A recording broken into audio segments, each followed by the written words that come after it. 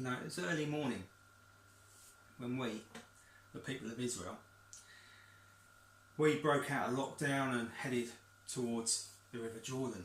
Now, as I remember it, there was pregnant brooding in the air as we lay camped down by the river across from the walled city of Jericho. And when we camped there for a good 3 days, and then we got word that we were to follow the priests. The priests were the Levites.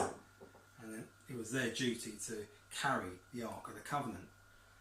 And we were told to follow safe social distancing of 1,000 yards so that we didn't march too close to contaminate his holy presence. Soldiers, the armed men of Reuben, Gad and the half-tribe of Manasseh, they stepped into formation ahead of the priests as we all made our way down to the river. Now, I had this anticipation bubbling up inside me, something I hadn't felt since I was a little boy, you know. We were all expecting something grand, something dramatic. You know, those oldies amongst us, you know, those of us who could remember the events of the Red Sea all those years ago, well, we were giving knowing glances to each other, you know. But we weren't fool enough to say anything in front of the younger generation. You know, those who hadn't witnessed God's awesomeness and power. I mean, you know what millennials are like. Anyway, we were hoping for some display of God's strength as he led us out of our wandering self-isolation in the desert into the new promised land. And then Joshua stands up before the whole assembly of the Israelites, and he speaks up like a grand politician, and he says, God is with us. And all the tribes in the promised land, the Canaanites, the Hittites, the Hivites, the Perizzites, the Girgashites, the Ammonites, the Jebusites, they'll all be driven out before us. Yeah. And then he says that when the priests carrying the Ark of the Covenant step into the River Jordan, that it will stop. It will just be cut off and stand still before us. Yeah, I'll have some of that. I mean, I gave out a great big cheer at that point, and I wasn't the only one. I can tell you, we were all going for it. We were going to cross the river, and God was going to perform a miracle for all to see.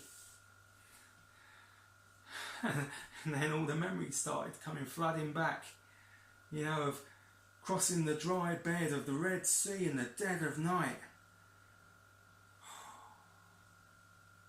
That was where it all began.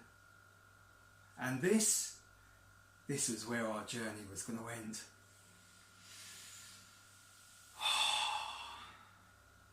God, after all these years of wandering the desert, is going to fulfill his promise to us.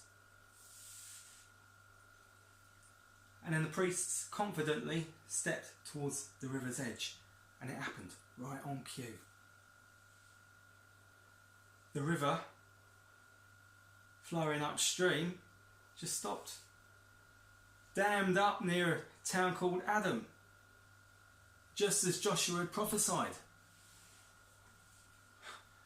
And so we all crossed. The priests stood in the middle of the river, on dry ground, holding up the ark, as the whole nation of Israel passed on by. Now I tell you, if any of our enemies were watching at this point, they'd have retreated in fear.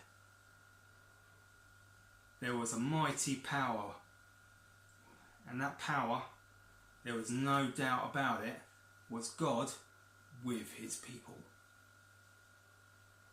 And then when we all crossed, Joshua yells out to the priests, "Come on out of the Jordan!" And of course, as soon as they touched the dry bank, the river started flowing again. It was in a flood like it had been before.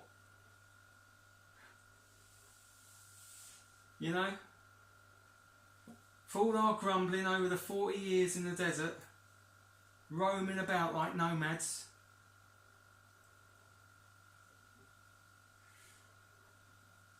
we were now home.